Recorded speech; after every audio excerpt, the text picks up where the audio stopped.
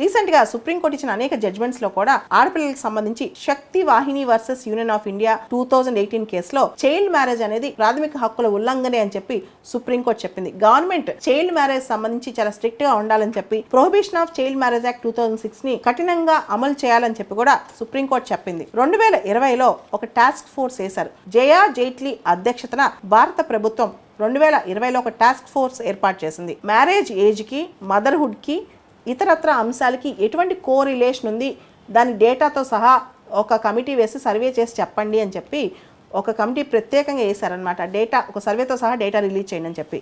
ముఖ్యంగా మ్యారేజ్ ఏజ్కి, infant mortality rate, maternal mortality rate, TFR total fertility rate, sex ratio at birth, child sex ratio, వీటన్నిటికీ ఉన్న అనుసంధానాన్ని, వీటన్నిటికీ ఉన్న కోరిలేషన్ని చెప్పమని చెప్పి ఒక కమిటీ కూడా వేసింది. అదే జయా జైట్లీ కమిటీ అనమాట.